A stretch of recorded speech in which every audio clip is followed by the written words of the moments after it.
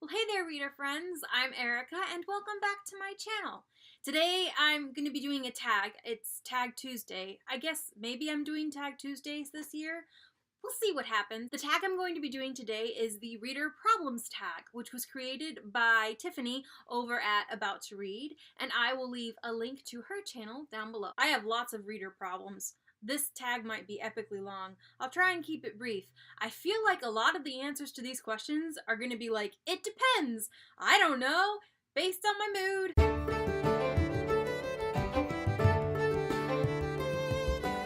Number 1.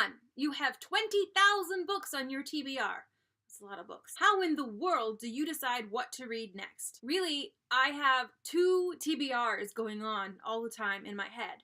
One TBR are the books that I want to read for me, and the other TBR are the books that I need to read for work. And, like, there's overlap. I want to read the books that I read for work, like, I want to read them. But I oftentimes, when I consider what I'm going to read next, think about, how long has it been since I read a middle grade book? Are there any books that are getting a lot of buzz in the YA or children's world that I need to catch up on? Those sorts of things. Otherwise, I just kind of pick whatever strikes my mood. Number 2. You're halfway through a book and you're just not loving it. Do you quit or are you committed? Again, it depends. Is the book for work or is it just a book I picked up to read for myself?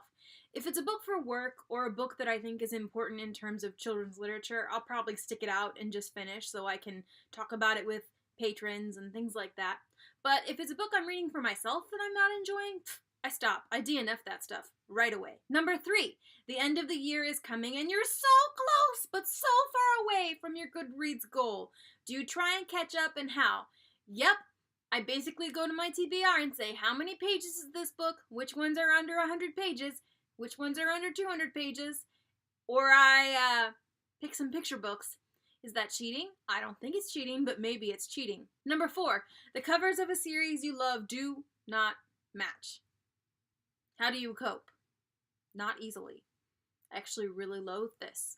Looking at you, the Diviners, although I would never buy those books because they're actually not my favorite. Looking also at you in Ember and the Ashes, holy cow, I loved those covers and then they changed them and the new covers are growing on me, but like, boy, good thing I didn't buy those because then nothing would match. I guess the solution I usually come up with is if I haven't already bought the books, then I just don't buy them till the entire series is out, and then usually there's at least one set that all has the same covers. And if I have bought the book and then they change the covers, at some point when they release a set with all the same covers, I'll probably go ahead and buy that too. I think that's how I usually cope, but 99% of the time I haven't bought the books, so it's not really a problem for me. Because I don't buy as many books as some people because I don't have the space or the money. Number 5, everyone and their mother loves a book you really don't like. Who do you bond with over shared feelings? I mean, you guys. BookTube. I find somebody on BookTube who doesn't like it, or I put up a video and someone says, yeah, I didn't like it either. I also sometimes talk to friends of mine that aren't really readers if I really dislike a book and everybody else seems to like it, just because they don't really care about the book, but they're interested in my point of view. Sometimes that's helpful because if they've not read the book, then they're just listening to what I think and they'll ask questions that aren't really like arguing either way. I do that sometimes. Number 6, you're reading a book and you are about to start crying in public. How do you deal?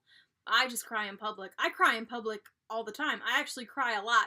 I'm one of those people that if I see a really cute, like, puppy, I start crying. Just thinking about it made me tear up a little, not gonna lie. Or I see a beautiful piece of art and randomly start crying. I became comfortable a long time ago with crying in public. It's just something that happens sometimes. Number 7. A sequel of a book you loved just came out, but you've forgotten a lot from the prior novel. Wow, Tiffany, you know me so well. This is what always happens. Will you reread the book? Skip the sequel. Try to find a synopsis on Goodreads. Cry in frustration. I reread the book. But I guess it kind of depends. If it's like book 2 of a series, I'll just reread the first book. Or if it's book 3, I'll just reread the book before. If it's something where a significant amount of time hasn't passed between the different books coming out.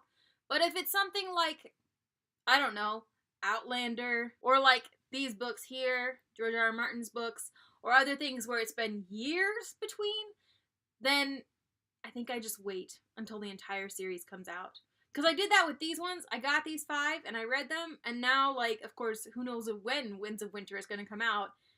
Thankfully there's the TV show, but even so, Yeah, but usually I just reread the book because, after all, it says right here, you loved the book. I'd like to reread it, I'm sure. Number 8, you do not want anyone borrowing your books. Well, that's kind of mean. How do you politely tell people nope when they ask? Hey, want to go to the library? Number 9, reading ADD. You've picked up and put down 5 books in the last month. How do you get over your reading slump? When I have reading slumps, particularly when they're slumps where I've done this, like picked up and not really finished any books for quite a while, I usually go back to a favorite.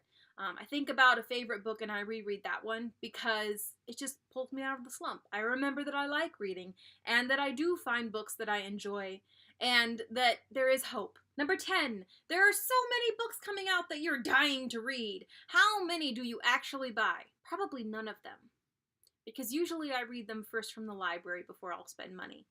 Unless it's part of a series that I know I want to continue with, or if it's an author I really love, or if it's something that is getting really good reviews in the library journals. Sometimes I'll purchase those. But yeah, most of the time I don't buy the book unless I've already read it from the library. Number 11, after you've bought the new books you can't wait to get to, how long do they sit on your shelf before you get to them? Well, The Hate U Give's over here, and I really, really wanted to read it. I bought it the day it came out, I think, or the month it came out, which I believe was March 2017. I've not read it yet. I'm really bad about getting the books that I bought. Maybe that's part of the reason why I like to get things from the library, because the due date forces me to get things read in a way that if I buy them and just put them on the shelf, I'm like, oh, it's not a library book, it's not going to be due soon, so I'll just wait and read it later. So those are the problems I have. Those are the reader problems I have. I mean, they don't really feel like problems. I know how I read. I'm pretty happy with the way I read, but I can see where, these are sometimes problems. Particularly when it comes to the how do you pick the next book you're going to read, and what do you do when you don't remember the book and a sequel came out. Those are definite problems that I have on a regular basis. So I'm going to tag 2 booktubers that I don't think have done this tag yet, and I'd be curious to see their answers. I'm going to tag Michaela at My Book Self and Sylvia at Sylvia K. You guys have been tagged. Feel free to do this tag if you want to. If you don't want to, that's okay, but I'm really curious to see your answers. If you have any comments, or if you suffer from these problems as well and would like to contribute to the discussion, feel free to comment down below, and I'll see you next time. Bye, guys! Sam! Cats. Cats! They're worse than dogs. Worse than dogs when they're hungry.